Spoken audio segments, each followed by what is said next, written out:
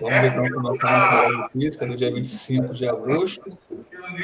Estou exibindo aqui a tela da aba de física nas atividades.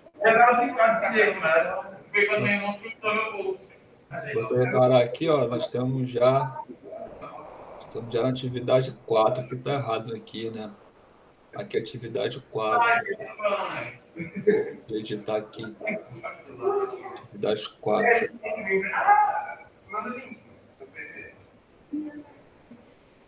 Terminei 2 também. Foi atividade física. Aqui já é atividade 4. Vou só editar aqui também.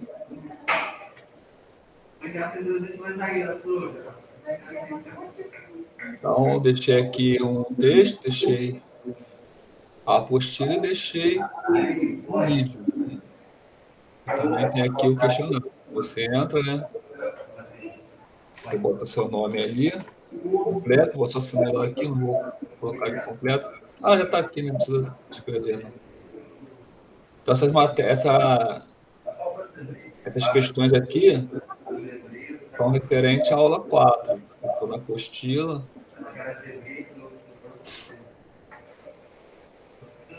Lá na aula 4.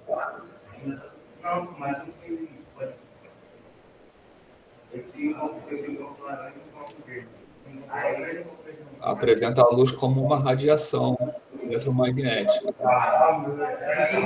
Tem o esquema da lâmpada, né? A luz sai da lâmpada, bate no objeto, o objeto iluminado reflete a luz até os nossos olhos. Então, o que você vê ali é proveniente de uma informação que veio de outra fonte. Pode ser uma lâmpada, pode ser o sol. Aí aqui, esse triângulo aqui é uma pirâmide. E aí nós vamos, não sei se aqui, né, a apostila vai falar sobre esse fenômeno de... Não, aqui não vai abordar esse fenômeno. É o fenômeno de refração, né? O que é refração? Refração é quando a luz sai de um meio material e vai para outro meio material. No caso, ela sai da atmosfera e vai para o interior de uma pirâmide. Normalmente, essa pirâmide é de acrílico, pode ser de vidro também. Ao passar de um meio material para outro, ou seja, do ar para o interior do vidro, ela sofre um desvio.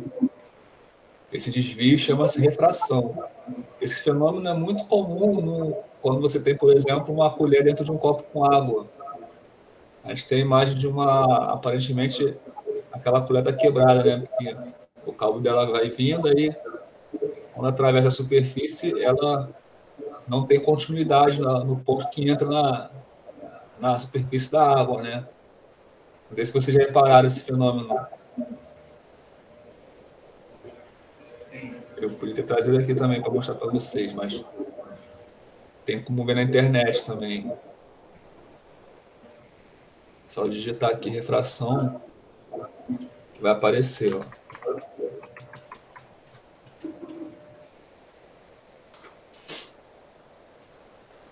As imagens, ó. Esse fenômeno aqui. Vocês já viram, né?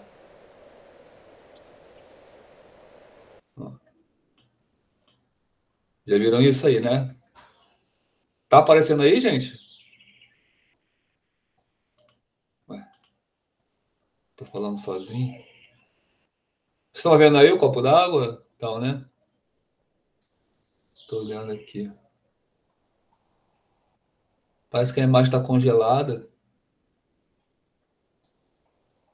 Ih, gente. Vocês estão aí? Parece que caiu.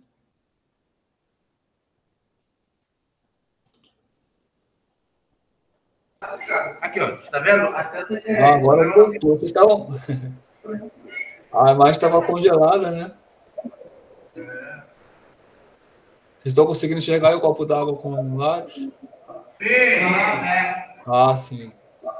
Então, esse fenômeno aí é o fenômeno de refração, é quando a luz atravessa um meio material e dá essa impressão porque ela sofre um desvio. Como nossos olhos dependem da luz para enxergar, a impressão é que dá que o lápis está quebrado, mas não, é porque a luz sofre um desvio. Então, lá na apostila, quando aparece o fenômeno de... Deixa eu ver aqui. Quando na apostila aparece essa imagem aqui, é por causa disso. E aí, a luz branca, ela é composta, ela traz informação de todas as cores que a gente conhece, as cores do arco-íris, né? Vai do vermelho, aí passa pela faixa laranjada, amarelo, aí vai ficando esverdeado, azul e violeta. Então, houve uma dispersão da luz. Cada cor, ela tem uma frequência diferente de oscilação. A cor menos energética, a cor que tem menos frequência, menor frequência, é a cor vermelha. E a cor de maior frequência é a violeta. Por isso que, por exemplo, uma lâmpada vermelha, ela consome menos energia que uma lâmpada violeta. A gente entende que quanto mais frequência tem a onda, mais energia ela consome, né? No caso que a fonte está emitindo, consome. E aí, quando você tem as cores em frequências diferentes, ao atravessar o meio material, elas sofrem desvios diferentes. Por isso que acontece a dispersão da luz. Aqui embaixo, né, essa dispersão da luz, aparece um experimento do cientista, que não foi esse que está na foto, não. Esse aqui é o Maxwell. Esse cientista estudou eletromagnetismo, ele estudou as ondas eletromagnéticas, mas quem fez a experiência que está aqui do lado das ondas de sofrendo interferência uma com as outras foi Thomas Young. Thomas Young. Ele fez uma experiência que mostrou que a luz se comportava como onda. Vocês vão ver assim, né? Aqui nessa apostila está muito superficial, mas no ensino médio vocês acabam interpretando a luz de duas formas. Nós chamamos do comportamento dual da luz, né? Que é o comportamento como partícula. Até que nessa apostila faz uma alusão a isso. Aqui em cima, né? Fala que Newton, ele entendia a luz como feixes, né? Como partículas, que Newton chamou mais tarde de fóton. Então, ele entendia que a luz se propagava em linha reta, por exemplo. Aí, na ótica, a gente adota esse comportamento da luz, que se propaga em linha reta. Essa é a ótica geométrica que a gente fala. A gente usa o conhecimento de geometria para calcular tamanho de sombra, tamanho de imagens, espelhos planos, côncavos, convexos. Só que a luz, além de se comportar como feixes, ou seja, que se propaga em linha reta, ela também se comporta como ondas. Como uma onda numa cuba de água mesmo, ou no mar, ou numa corda.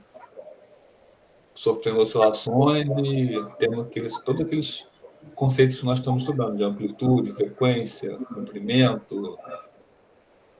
Então, a luz tem essa característica, se comporta tanto como partícula, como se comporta como ondas.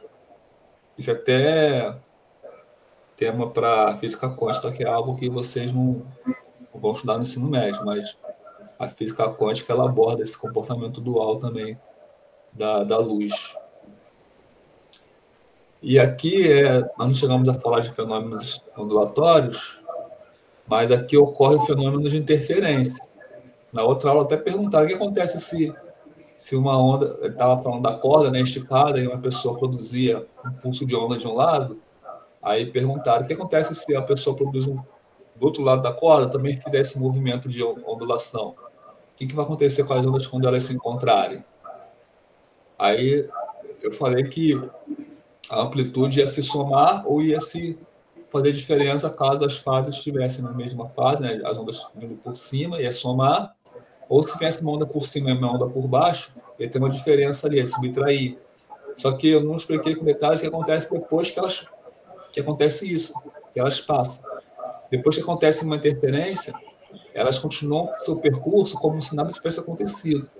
Isso eu não falei na aula, que não era aula de interferência, mas me perguntaram ali.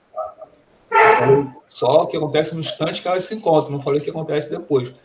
Que foi até uma pergunta que eu deixei passar, depois revendo o vídeo, que eu fui ver que o aluno fez essa pergunta e eu não respondi com mais propriedade. Então, assim, eu estou falando agora mais sobre ela para contextualizar aqui a aula. Depois que as ondas se encontram, elas continuam seu caminho como se nada tivesse acontecido.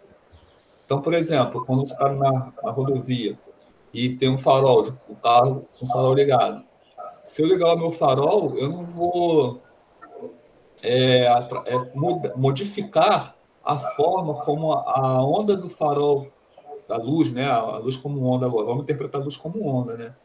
A onda que vem de lá, que é a luz do farol, ela não se altera quando eu ligo o meu farol, ou seja, a minha luz não interfere, não faz com que eu perceba de modo diferente a outra luz.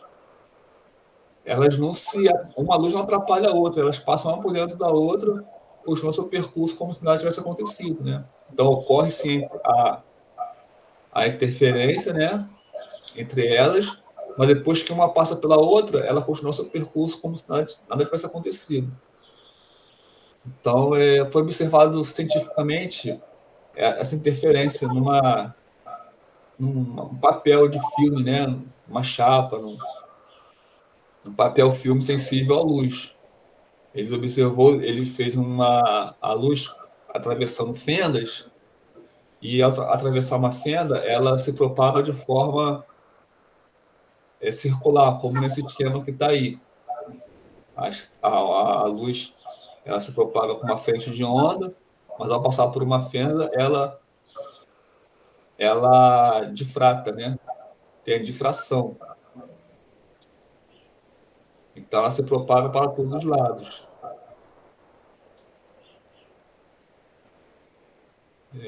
Ali em cima é refração. Esse fenômeno aqui da pirâmide chama-se refração, que é quando a luz sofre desvio. Esse aqui de baixo chama-se difração, que é quando a onda ela tem uma frente de onda, ou seja, ela se propaga com uma direção, aí ao passar por uma fenda, ela se propaga com outra direção. Nós estamos falando aqui de uma onda plana, nesse caso aqui, né? Então ela se propagava assim, paralela, né? As ondas, como se você pegasse uma cuba com água, pegasse uma régua e ficasse batendo com uma régua assim, ó, numa cuba com água. Eu vou produzir ondas com essa morfologia aí, como se fosse onda do mar mesmo, né? Aquele paredão indo para frente. Aí, ao atravessar uma fenda, ela, ao invés de propagar para frente, ela se propaga de forma radial. Eu também posso mostrar aqui esse fenômeno aqui, né? Se eu digitar aqui, vocês também vão poder ver, ó. Difração no mar, por exemplo. Então, aqui, ó. Essa foto aqui é bem legal. Nós temos... Vou tentar salvar. Que aí eu vou colocar ela grandona aqui para vocês.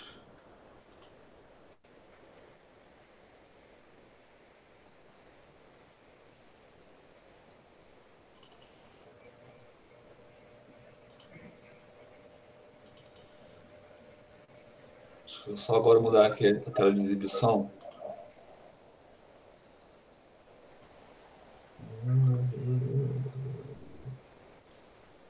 Parar.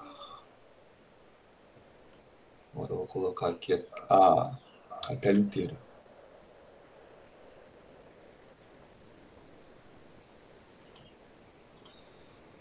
Agora vou mudar para a foto. Então, essa foto aí, ó. Repara o seguinte, atrás das pedras, nós temos um formato de onda, né? A onda está chegando na frente, ela chegando na praia, né? Como retas paralelas. Ao atravessar aquela fenda ali, o que acontece com a propagação dela? Ela passa a se propagar de forma radial. Então, esse é o fenômeno que está tentando ilustrar naquela imagem lá, que eu vou voltar agora. A imagem da apostila.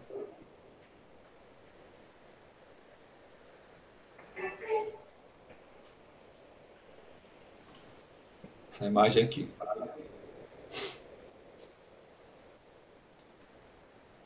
Então, aí o que acontece? Eles fizeram uma experiência com a luz. Em vez de fazer com água, fizeram com a luz. Fizeram a luz passar por fendas, de modo que a propagação dela, que era de um jeito, se modificou, ficou radial. Esse fenômeno também ocorre. Tudo que a gente falar de ondas, e ondas mecânicas, que é o caso da onda do mar, vai servir também para a onda eletromagnética, que é no caso da luz. Então, a luz também ela se difrata. Ela passa por uma fenda, a fenda tem que ser também muito pequena para a luz se difratar, porque essa fenda tem que ser proporcional ao comprimento da onda. O comprimento de uma onda eletromagnética é muito pequeno. Então, a fenda que ela deve passar para acontecer difração tem que ser muito pequena, mas eles fizeram isso no laboratório.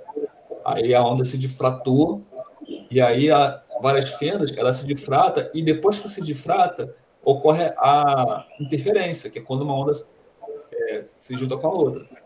E aí eles colocaram uma chapa de papel sensível, uma chapa fotossensível. Ou seja, quando a luz bate naquela chapa, ela mancha aquela chapa.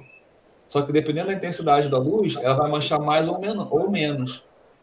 Quando ocorre interferência desse tipo aí, essa chapa vai manchar mais forte quando a interferência for construtiva, que no caso de duas ondas com a mesma fase, né, duas ondas vindo por cima, ou interferência destrutiva, que é quando tem as ondas vêm por baixo. Então, ficava parte mais manchadas e parte menos manchada. E isso comprovou que a luz era um fenômeno ondulatório. Falando de um modo assim mais fácil, né? Então, a apostila não explica esses detalhes, estou falando para vocês. O que essa figura aqui representa? Eu até coloquei lá na minha avaliação, né? Essa aqui, ó, coloquei essa foto. Então já é uma dica da resposta certa aqui. Depois, quando você for pegar para fazer, porque isso vale nota, considera isso que eu acabei de explicar, que você vai acertar. Não tem mistério. Deixa eu voltar então aqui na apostila, né? E aqui tem a anatomia dos nossos olhos, né? Para explicar que a nossa visão, ela ocorre por causa da luz que chega aos nossos olhos. Então, por exemplo, algo que eu gosto de abordar muito quando eu falo sobre isso é o que você observa quando olha para o céu à noite. Quando olhamos para o céu à noite, nós estamos olhando as estrelas que estão bem distantes de nós. A estrela mais próxima de nós é o nosso Sol, é o Sol, né? O Sol é a nossa estrela. Mas ele tem a mesma composição do que as estrelas que a gente enxerga à noite, quando olha para o céu. Cada estrelinha dessa que a gente vê no céu é um Sol de algum planeta. Porque cada estrela tem os seus planetas que orbitam. Claro que não tem, né, igual ao nosso, né? Que tem vida, que tem atmosfera, mas cada estrela tem potencial para ter um ou mais planetas orbitando ela, assim como nós orbitamos o Sol. Quando uma estrela nasce, ela, ao seu redor são formados muita matéria é expelida, né? No momento que uma estrela nasce. Essa matéria vai se aglomerando pela força da gravidade, pela atração gravitacional entre os corpos que estão no espaço, e vão se acumulando e viram planetas, assim como aconteceu com a Terra. É a explicação científica da formação do universo. Então, cada estrelinha dessa que a gente vê no céu pode não conter nenhum planeta orbitando ela, só rocha, pode ser só rocha, mas pode também conter planetas. E os cientistas já catalogaram milhares de planetas, só que não encontraram nenhum que tem vida.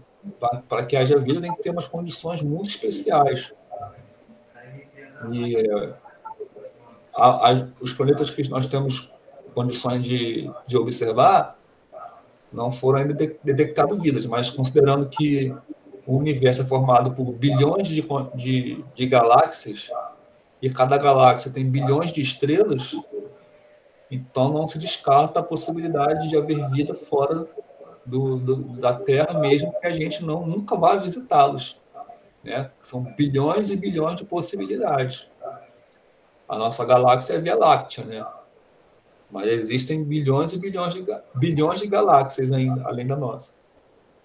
Mas o que eu quero dizer? Eu quero dizer o seguinte: nós estamos estudando a luz. A luz, já vimos que ela tem uma velocidade de propagação. Ela é muito rápida, ela é uma velocidade absurdamente alta, é algo na faixa de 300 milhões de metros por segundo, ou seja, em um segundo ela já percorre 300 milhões de metros, ou 300 mil quilômetros.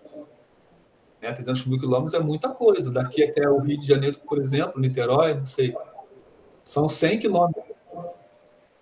Então, imagina, 100 quilômetros já é uma distância grande. Imagina 300 mil quilômetros.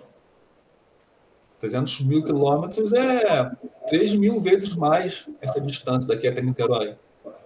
E aí você imaginar que a luz percorre isso em um segundo, é uma velocidade absurda, muito rápida. Mas é uma velocidade que é finita, não é algo que é infinito. Ela é muito rápida, mas ela tem seu número estipulado. Então, a luz que sai do Sol, por exemplo, ela demora 8 minutos para chegar aqui. Do nosso Sol, demora 8 minutos para chegar aqui, com essa velocidade toda. Dá para calcular mais ou menos aqui a distância o Sol está da gente, está muito longe. A luz que tem essa velocidade toda, demorar ainda assim 8 minutos para chegar, é porque o Sol está muito longe de nós. Mesmo assim, ele consegue aquecer a Terra, né? Porque ele é muito maior que a Terra também.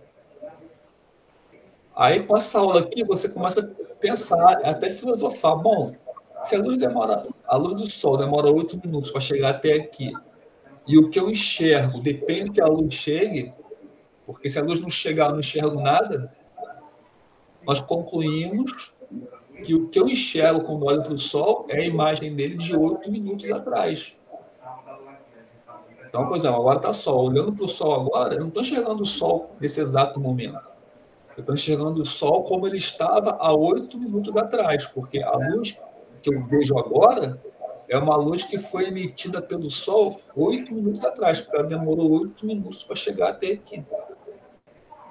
Então, o que eu enxergo quando olho para o Sol é uma imagem dele no passado, não que ele está... Por exemplo, se eu tivesse como desligar o Sol daqui da Terra, com um interruptor, eu apertava o interruptor agora, eu só ia perceber que ele apagou 8 minutos depois. Porque a luz ainda estava caminhando, a última luz que ele emitiu ainda estava caminhando no espaço e estava chegando aqui. Aí, é interessante pensar assim, né? E eu disse que o Sol é a estrela mais próxima de nós. Imagina as estrelas que estão no céu mesmo. A estrela mais próxima de nós, sem ser o Sol, é uma estrela chamada... agora esqueci o nome da estrela. Eu acho que é Alpha Centauri.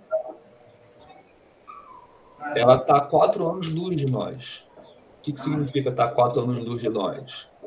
Que a luz demora 4 anos para chegar até nós.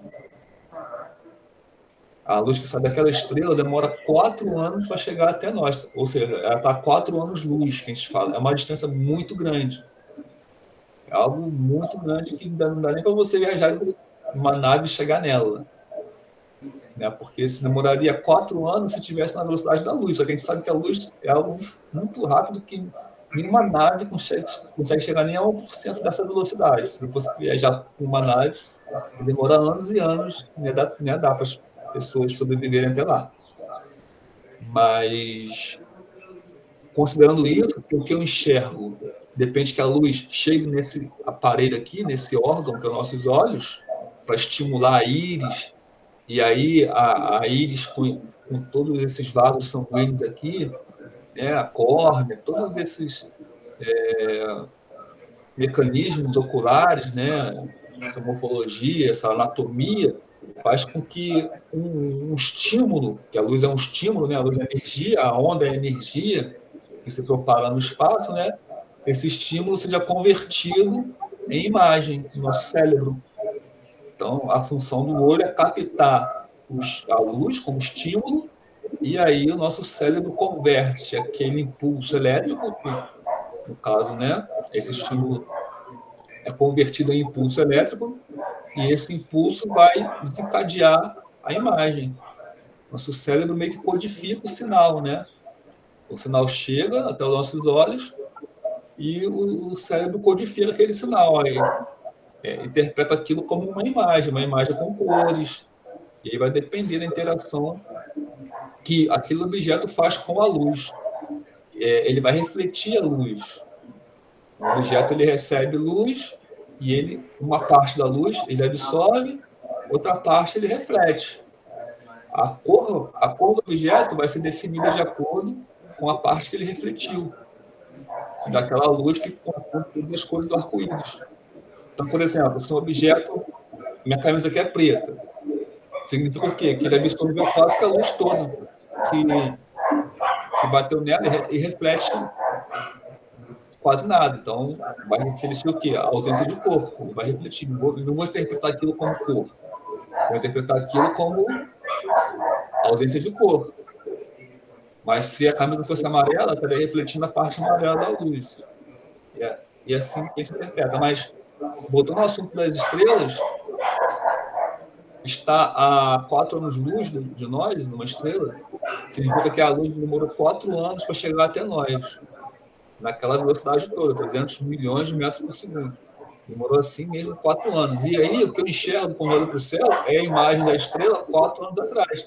É claro que eu estou chegando um monte de pontinho azul, então não tem distinção. É muito difícil distinguir um pontinho de outro. Mas se eu pudesse ver a estrela na sua forma mesmo, ampliada, né, com um telescópio, então eu ia contemplar uma imagem que foi emitida 4 anos atrás. Nunca vou conseguir enxergar o que acontece agora, de fato, da Terra para o universo. Sempre que eu olhar para o céu à noite, eu vou enxergar o que aconteceu anos atrás. E essa estrela é a mais próxima, de 4 anos. Tem estrelas que eu olho que estão a 10 anos-luz, 20 anos-luz, 30 anos-luz, 50, e assim por diante. Com o telescópio, você consegue enxergar estrelas mais distantes. E você consegue enxergar estrelas que nem estão mais lá. Porque já até acabou, só que a luz que ela emitiu há milhões de anos atrás está chegando até nós ainda. Não é interessante pensar assim? Deixa eu parar com essa apresentação aqui.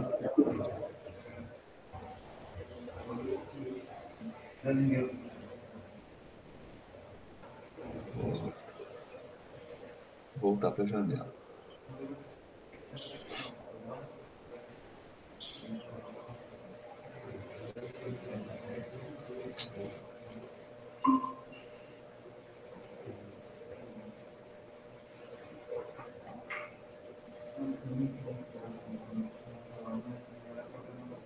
Tá, então essa luz branca, que é a luz que tem as cores do arco-íris, que é responsável pela nossa visão, ela é uma estreita faixa do espectro eletromagnético. O que é o espectro eletromagnético? Vou ver se eu consigo ampliar isso aqui. Eu vou fazer melhor, vou abrir a apostila mesmo no arquivo, porque eu consigo ampliar melhor.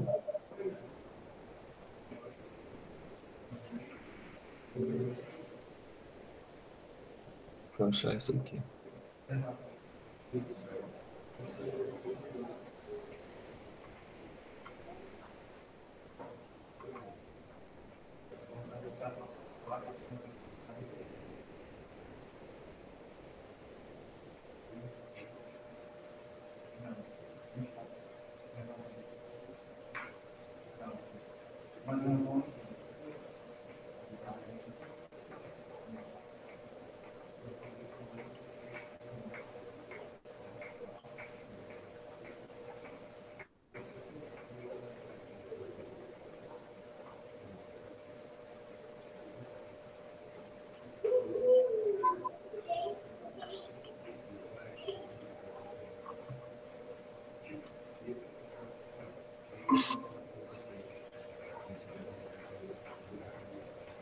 Então, o que acontece? Não existe só a luz visível, que é o que a gente consegue enxergar.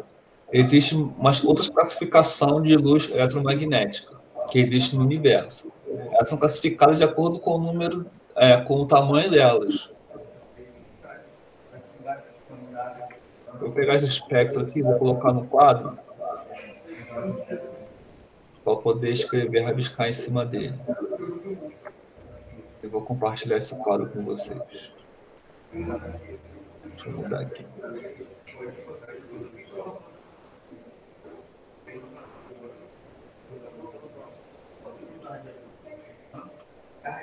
Então, aqui nós temos o espectro ampliado.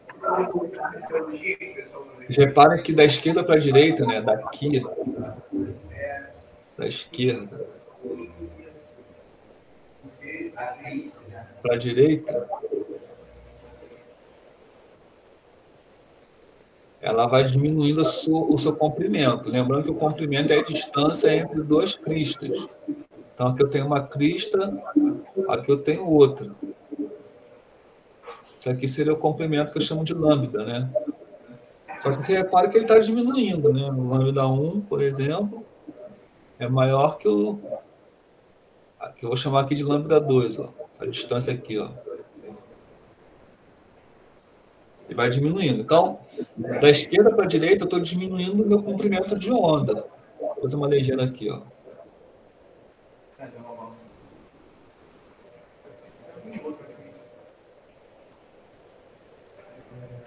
Comprimento de onda. É o lambda. A gente já estudou, já falou sobre isso, a gente já estudou o período, né? E a frequência também. E a amplitude é a mesma, né? A amplitude é a altura que eu tenho ali, da posição de equilíbrio. Assim, está estimulando, né? Seria essa linha aqui, essa uma linha aqui horizontal. Então, a amplitude é esse comprimento aqui, ó.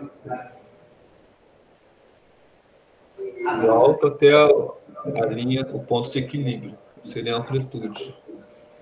Vou colocar aqui, ó.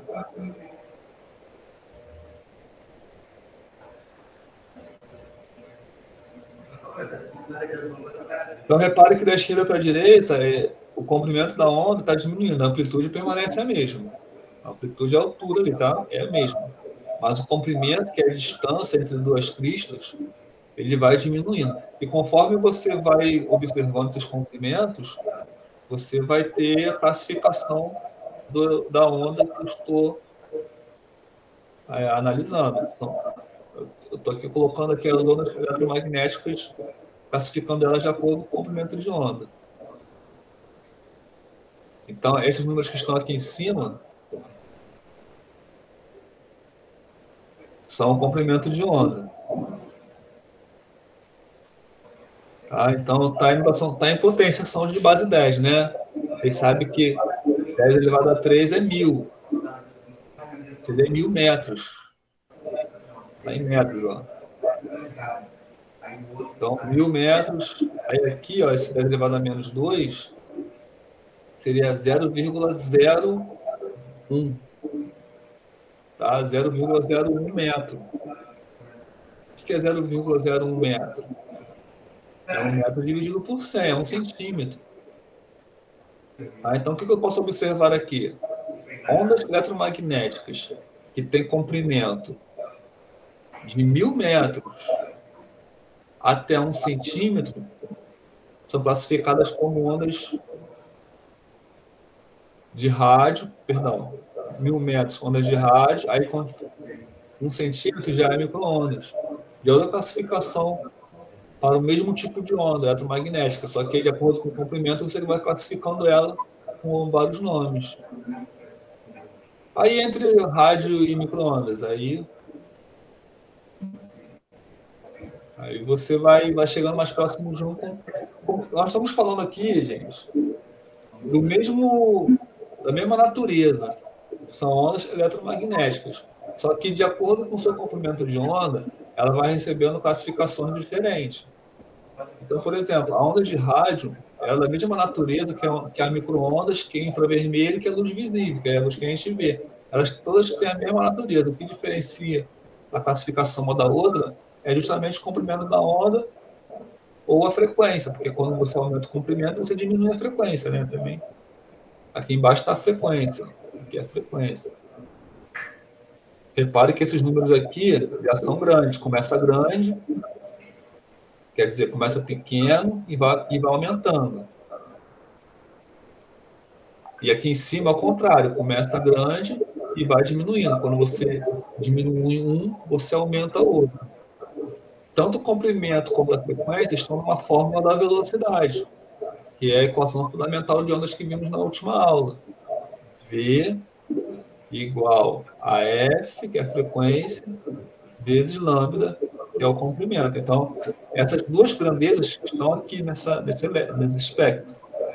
Aqui é a frequência e aqui é o comprimento de onda. Multiplica os dois, sempre vai dar 300.000 quilômetros por segundo, que é a velocidade da luz. Tá? A velocidade da luz também é simbolizada pela letra C, só que a gente vai fazer isso agora. Vou chamar de V ainda.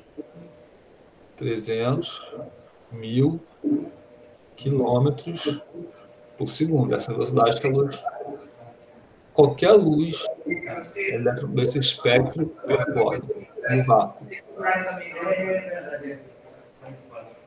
Alguma dúvida?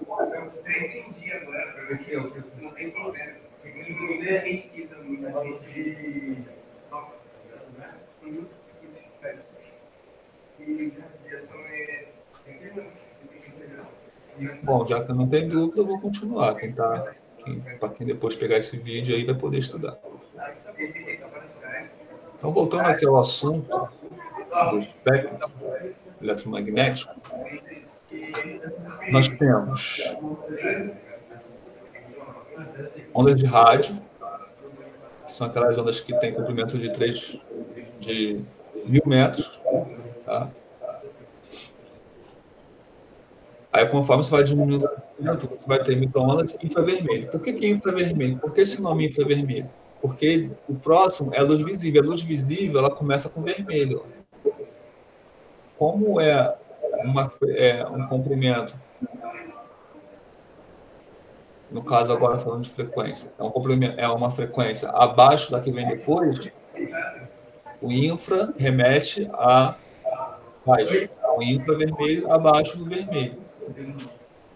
E aí, nessa luz visível aqui, conforme você vai andando para o lado, você vai tendo as cores diferentes. Como eu disse, vai aumentando a energia da cor, né? A frequência vai aumentando. Depois da luz visível, vem o ultravioleta. Por que ultravioleta? Porque ela está acima do violeta, que é a última cor da luz visível. Então, ultra remete acima, ultravioleta. E aqui nós já estamos no comprimento de onda de 10 elevado a menos 8, ou seja, é 1 metro dividido por 10 milhões. 10 milhões não, 100 milhões. 8 zeros são 100 milhões. Não é isso? 1 com 8 zeros são 100 milhões? 1, 2, 3, 4, 5, 6, 7, 8. Que é 1.000, 1 milhão, 100 milhões. Então, a ultravioleta, ela já tem... a gente vai lembrar dos prefixos de submúltiplos. Nós temos mili, que quando divide por 1000, né? Bota M minúsculo na frente, é milímetro. Não é milímetro. É micro, que é quando é dividido por 1 milhão. Então, nós temos 100 micrometros, 100 micrômetros. A ultravioleta ela tem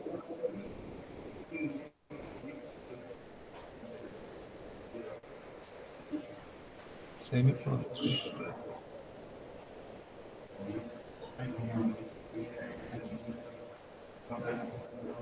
Na verdade, tem 1 micrômetro, que é o contrário, inverte, né? 1 micrômetro. 1 micrometro de comprimento. Depois do micro, perdão, milho. Micro,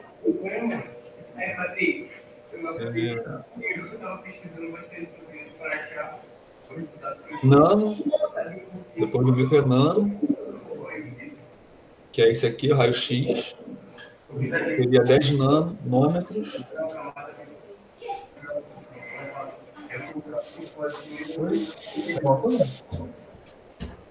(10 nanômetros, raio-x. E aí depois o raio gama, que tem 1 picômetro de comprimento. Aí já é radiação, já é material radioativo de alta periculosidade. Mas todos eles são eletromagnéticos. Aí na apostila tem alguns exercícios, né? Acaba aqui e começa a atividade. Vou deixar para vocês fazerem aí. A gente vai começar agora, nessa segunda etapa aqui da aula, fazer atividade. Então, eu vou fazer o seguinte, eu vou deixar vocês com essa número 1 aí. Vou deixar uns 5 minutos para vocês pensarem. Acho que 5 minutos é muito tempo, né? Vou mudar aqui a apresentação.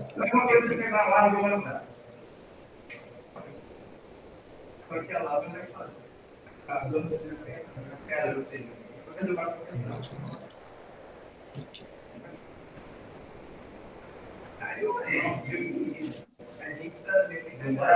Então, essa atividade 5 da aula 5, como acabamos a aula, nós já podemos começar a olhar as atividades da apostila.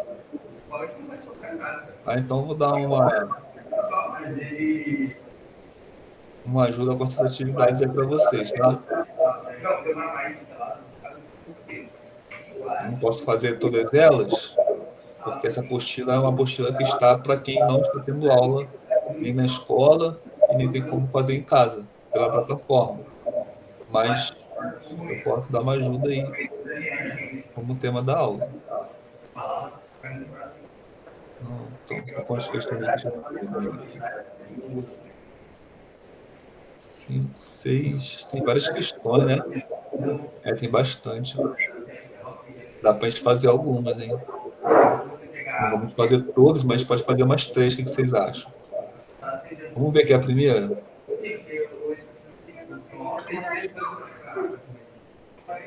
Atividade 1. Vou ler, porque está pequeno para vocês aí, e aí vocês vão pensar.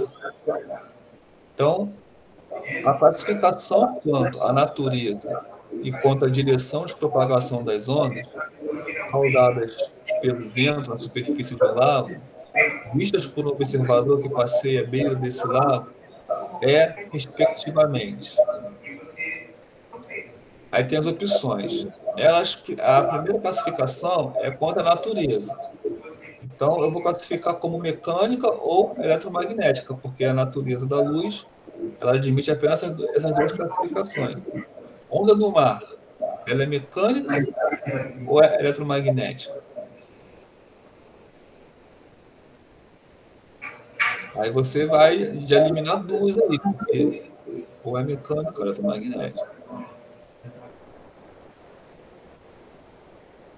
Priscila, você está aí acompanhando aí, você está vendo o pessoal que não está dando muita atenção. Eu estou gravando, eu estou falando como se estivesse mesmo com turma participando, porque essa aula vai ficar gravada. É. E aí quem for estudar em casa vai ter esse conteúdo, independente de quem está prestando atenção ou não. Tô ouvindo. Tá?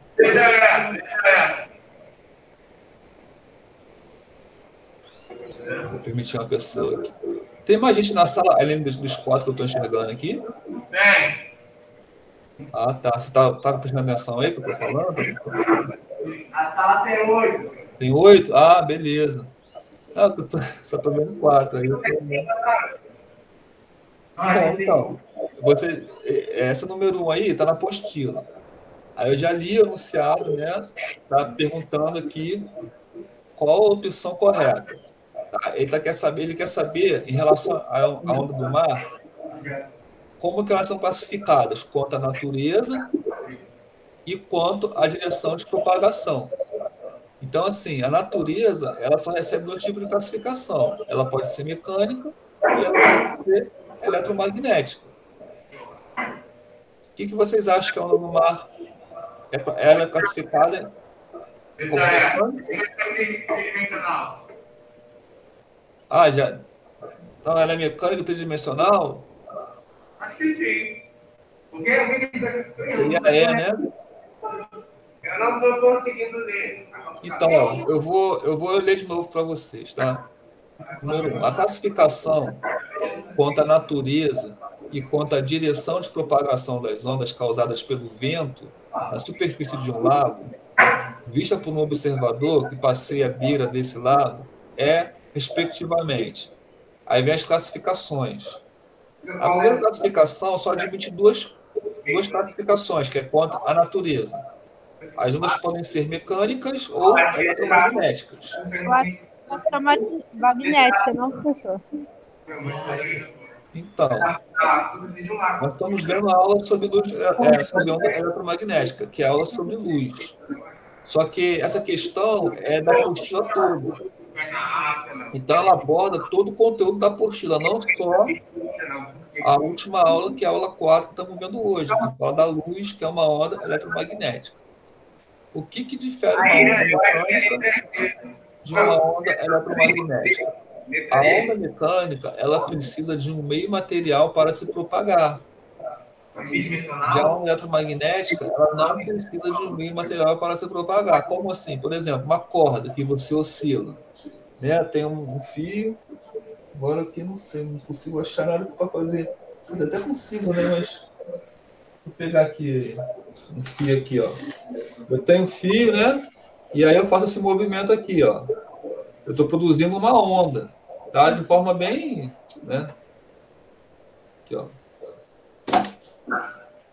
Não dá para ver, mas esse esquema aqui que eu fiz aqui. Dá para ver sim, professor. Então, eu produzi de uma forma bem rudimentar, bem feia, mas eu produzi ondas por um fio. Se eu não tivesse o fio, eu teria onda nesse caso? Não. Por quê? Porque esse é um exemplo de onda mecânica. É uma onda que precisa do fio para se propagar. Sim, então, eu acho que a resposta seria que é uma onda mecânica bidimensional. A primeira classificação, então, é a mecânica. Não pode ser a onda do mar, do lago, que seja na água, é uma onda mecânica. Por quê? Porque precisa da água. Se não tivesse a água, eu não teria por onde aquela onda se propagar. Isso que caracteriza uma onda mecânica. Ela precisa de um meio material para se propagar. Então, nessa questão aqui, como fala de um lago, a primeira classificação que nós temos que obter aqui é como onda mecânica. Então, já elimina a B e a C. Até por eliminação, quando você vê uma questão que tem mais opções, né, provavelmente aqui tem menos opção, a gente descarta. Tem esse macete também, né, de múltipla escolha. Pega uma questão dessa aí, você vê quem tem mais opção, você descarta as outras que já sabe que... Então, só para a letra A, D e C. A, D e E. A, D e E. Então, ela é mecânica. Agora, temos que classificar quanto à sua propagação, quanto à sua direção de propagação. Então, ela vai ser unidimensional se ela se propagar em uma única direção. Que é o caso daquele fio que eu oscilei aqui. A onda se propaga numa única direção. né? Ela foi para lá. Eu oscilei aqui, ela foi para lá. Então, é unidimensional. A onda de um lago, ela não é unidimensional, né? A onda de um lago. É tipo aquela onda que eu mostrei aqui para vocês. Por quê? Porque ela não se propaga numa linha, como uma corda. Ela se propaga numa superfície, ou seja, num plano. E nós sabemos que um plano não tem uma única dimensão, não é unidimensional. Ele é bidimensional. Eu vou pedir licença porque minha esposa passou de máscara aqui, aí o carro ligou, só quero saber o que está acontecendo. Já volto aí, tá? Minutinho só. Relaxa, querido, tá tudo certo. Já voltei, já vou só aqui tirar aqui meu áudio. Professor, já vou falar outra questão.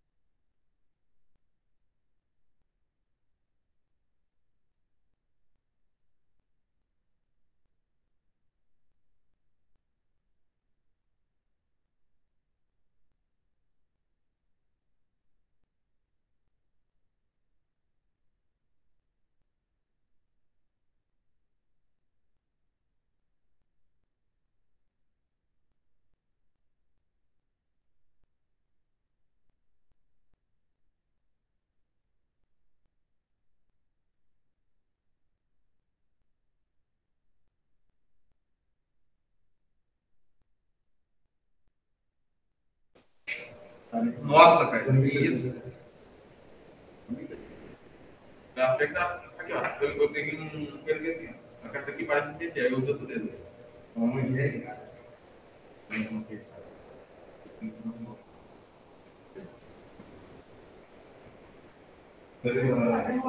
Eu que falei isso pra ele. Não.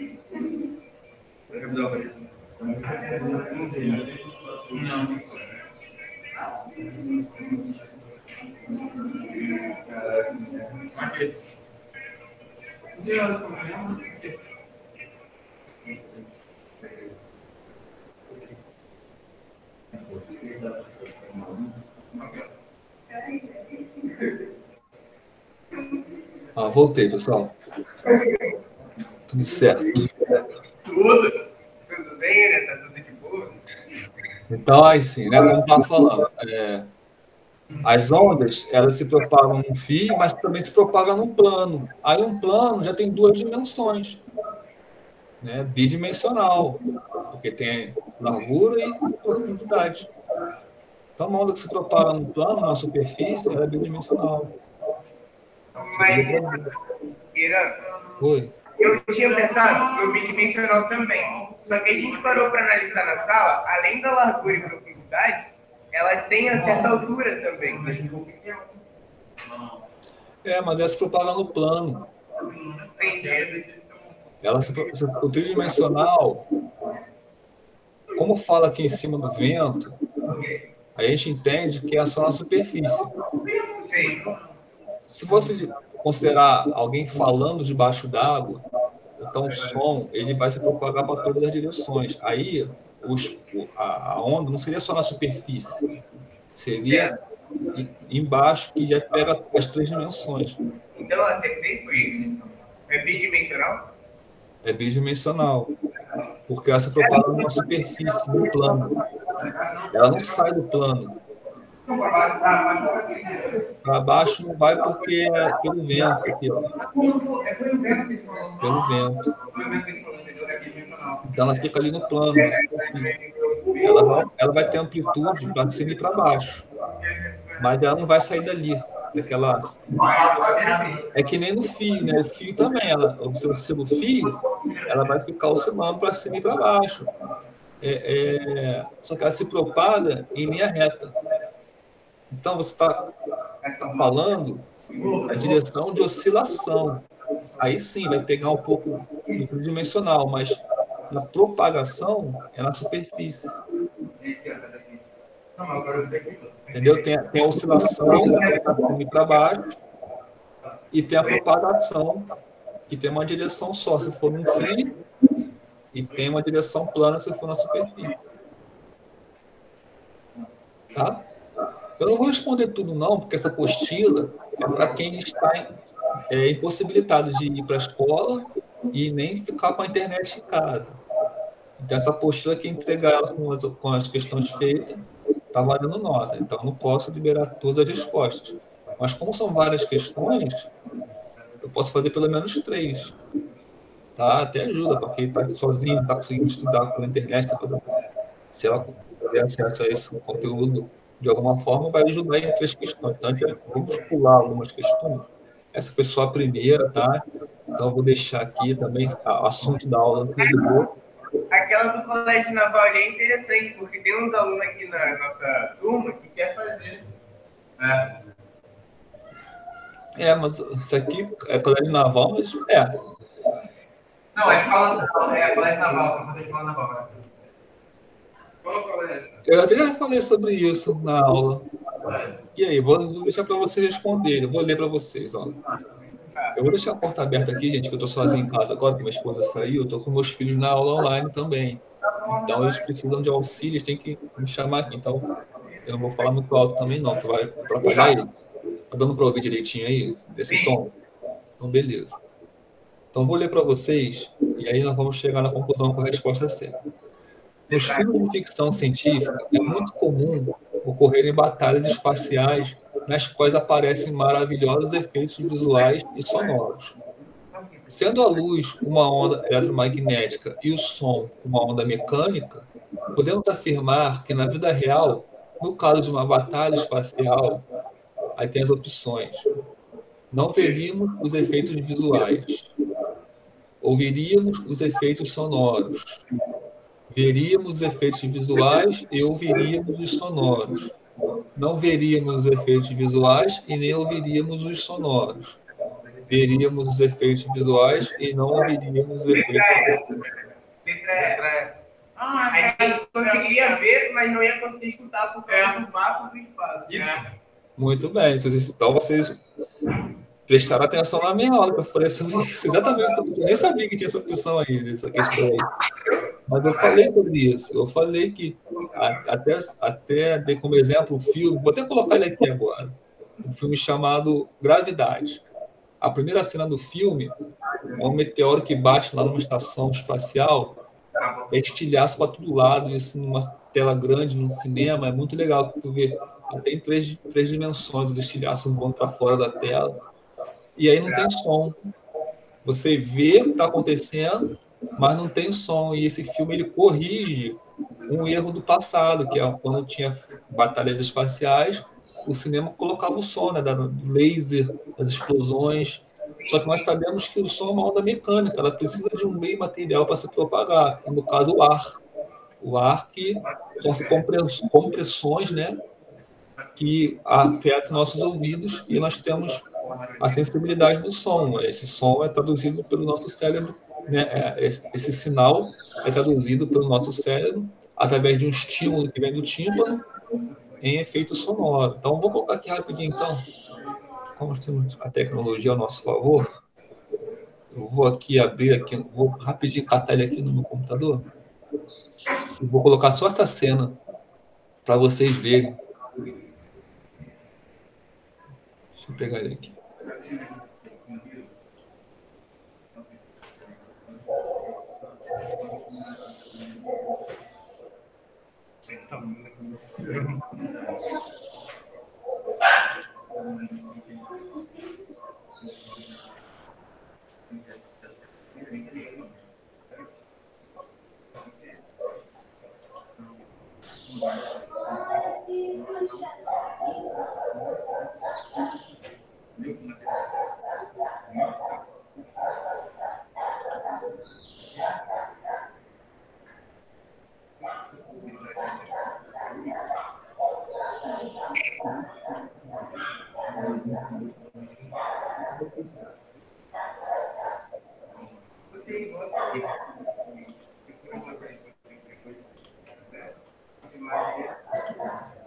Não.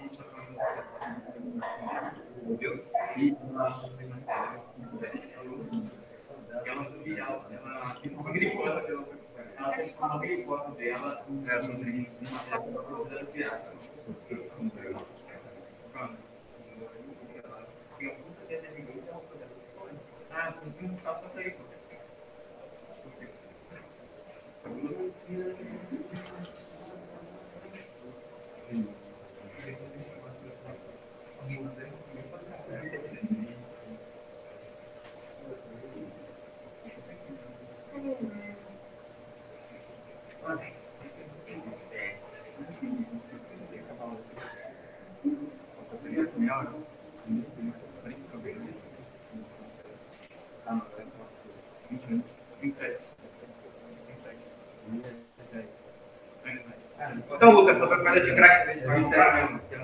Que isso, mano?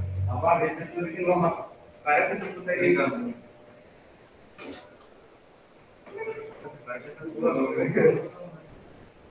A Maria tá nisso, mano. Para comigo.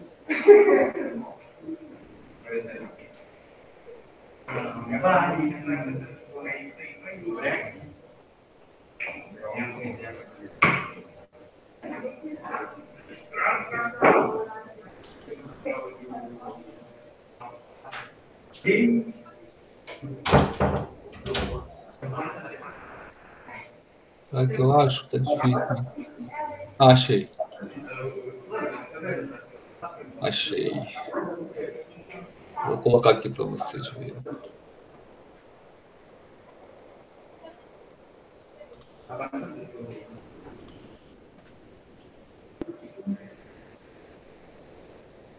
E voltando aqui para a nossa postura.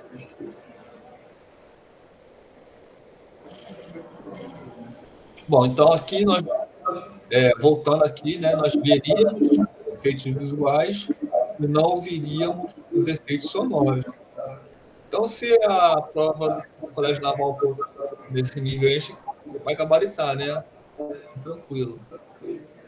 Se não tiver contas, né? Como essa aqui de baixo.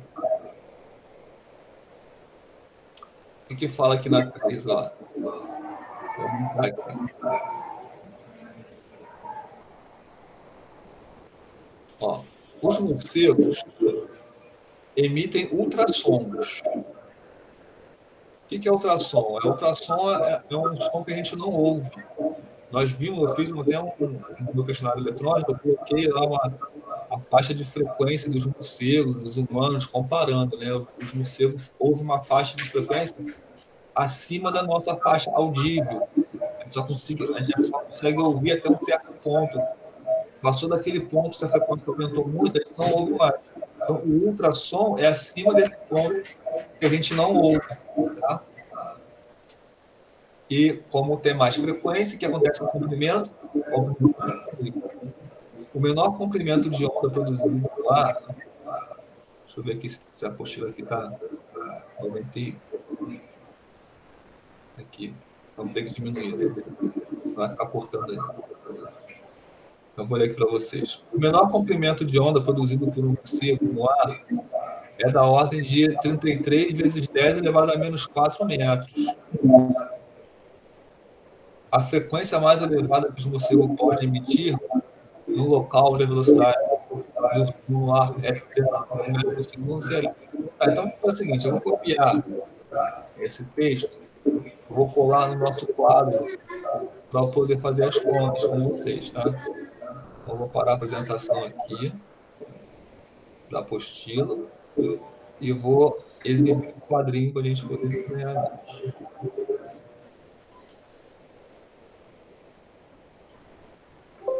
Uma nova tela. Olha só, gente.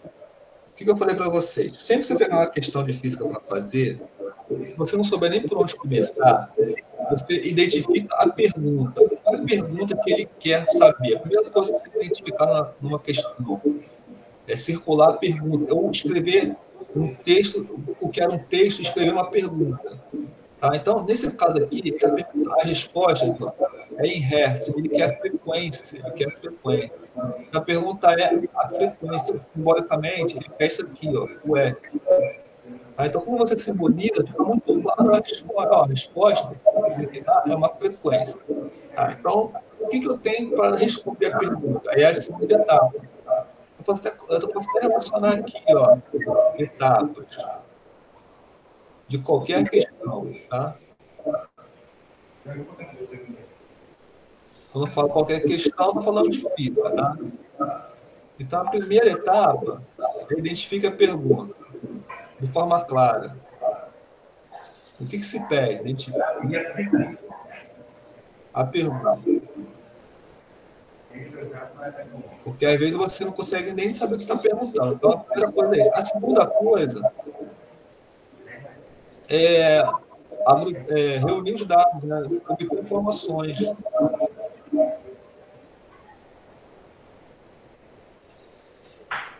Então, assim, quais são as informações que o oficial deu? Como aqui é conta para fazer, as informações são os números. Então, ele deu esse número aqui e deu esse número aqui. Aí você vai simbolizar também. Bom, isso aqui que ele deu é o comprimento. Então, ele deu o lambda. O lambda é 33. Aí, às vezes, eu vou colocar pontinho, tá? Para ficar em formulação científica. Quer dizer, formulação científica ainda mais usual. Então, ele deu o lambda e ele deu metros por segundo. É velocidade. É velocidade, ó. Então, você simboliza também, ó, velocidade. Metro por segundo. Aí, uma vez que você faz isso, as duas etapas já te dão condições de você tentar pensar numa resposta, numa forma de responder. Elaborar um plano, é a terceira etapa. Oi. A estratégia da resposta, estratégia. A estratégia é uma fórmula, né? Fórmula.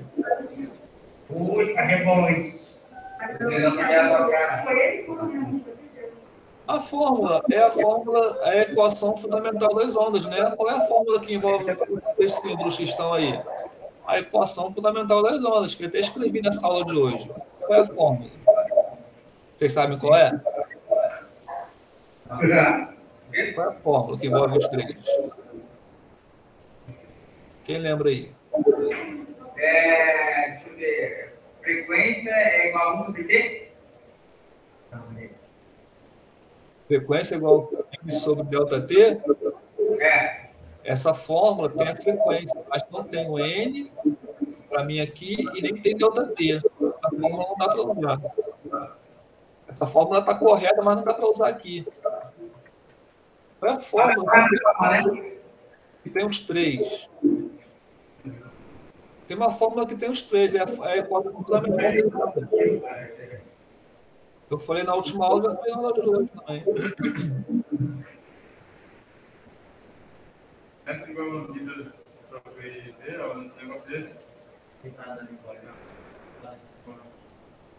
Eu já falei hoje. V é igual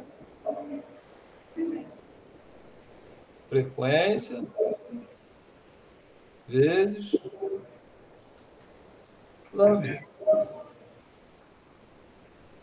Essa aqui é a equação fundamental das ondas. É a única equação, assim, apesar das outras equações de definição, essa relaciona as grandezas.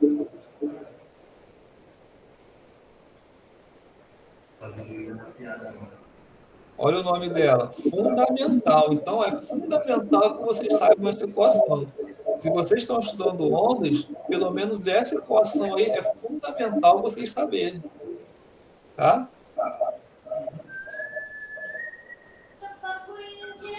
Eu falei dessa equação quando eu estava explicando o espectro eletromagnético. Depois, quando essa aula ficar disponível no vídeo, dá uma olhadinha no vídeo lá quando eu estava falando do espectro, que você pode falar sobre essa equação aí. Bom, uma vez que você tem a terceira etapa concluída, você vai para a quarta etapa. Eu faço aqui, que é resolver o problema. É a última etapa. Resolver o problema. Tá? Então, essas quatro etapas, gente, elas servem para qualquer questão. Aí, Só para concluir aqui, né? No sinal, no lugar de V ficaria 330. Está em metro por segundo, tá? Não vou colocar aqui não, só colocar o número. Igual a frequência, eu não tenho, eu repito, e o lambda é esse número aqui. Está em metros mesmo, está em metros, está compatível aqui, ó. Então, vou manter esse número aí, 33 vezes 10 elevado a menos 4. Bom, se eu quero achar a frequência, eu tenho que isolar a frequência. Como é que eu isolo a frequência? Eu passo o número que está agarrado com ela para o outro lado. Então, fica esse que está multiplicando, ele passa como? Ele passa dividindo. Vai ficar só a frequência de um lado e esse número dividido por esse do outro. Ou seja, a frequência é igual a 330 dividido por 33 vezes 10 elevado a menos 4. Olha, você vai dividir esses dois aqui da frente, só o 10 elevado a menos 4, você vai passar ali para cima, tirando o menos do expoente. Aí é matemática, tá, gente? Não vou entrar em detalhes aqui, não. Então vai ficar F é igual. Olha, 330 dividido por 33 dá 10. Aí esse 10 elevado a menos 4 aqui ia ficar 10 elevado a 4. Qual é a opção correta?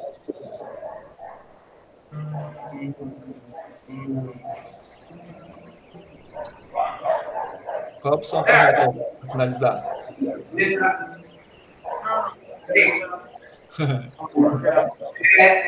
B. Letra B. Porque vai multiplicar aqui, ó, vai ficar 10 elevado a 5. Esse 10 aqui da frente, é essa divisão aqui, ó. Esse 10 aqui de trás é esse aqui de baixo que subiu. Aí, quando você faz isso, você mexe com o expoente. Porque aquele menos, na verdade, 10 elevado a menos 4 é isso aqui, ó. É invertido, né? É 1 dividido por 10 elevado a 4. Então, se ele está embaixo, eu quero subir com ele, você faz o processo inverso. Se eu tivesse isso aqui, que é o caso aqui, tem isso aqui. Beleza, gente? Vamos para o recreio, então, né? Acabou aí. E qualquer dúvida, deixa no comentário do vídeo que eu vou colocar depois aqui na plataforma, tá bom? Valeu, professor. Obrigado. Por hoje é só, né? Valeu. Por hoje é só, né, Zé? Oi? Por hoje é só, né? Tem mais turma não, né? Por hoje só. Obrigado, professor. Valeu, então, Zé Carlos. Obrigado a você aí, tá? Pela assistência. Sem você, não teria como ter essa aula aqui. Obrigado. Obrigado. O pessoal que está em casa quer falar alguma coisa? Oi? Professor, avisa esses negócios antes, professor. Eu acordo às vezes 9 horas, aí você posta lá 7 horas que o negócio vai ser 8, aí fica complicado. Tá bom. É porque o horário ele muda toda semana. Mas eu vou fazer isso, desculpa. Tá bom. Eu só lembro disso na hora que eu vou dar aula. É novidade para mim também. Porque pra mim ficou meio complicado também, acordei ainda agora.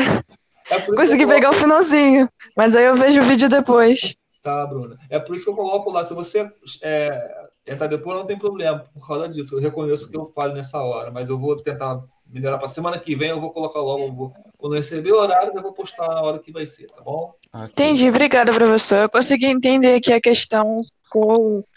Obrigada, viu? Obrigado a você. Vou desligar aqui. Até mais. Tá bom. Até mais. Tchau, você. Tchau. Ô, professor? Oi. Depois você pode dar uma olhadinha na minha nota do segundo bimestre? Você já falou comigo sobre isso? Eu acho que não, mas você pode ter recebido alguém da secretaria para falar com você, que eu falei lá. Me lembra na hora que foi feito, agora no final, tá acabando já o bimestre. Aí quando foi a época de rever a nota lá, que aí vocês podem mexer lá e eu falo com você, tá bom? Tá bom. Valeu, obrigado aí. Tchau. Tchau.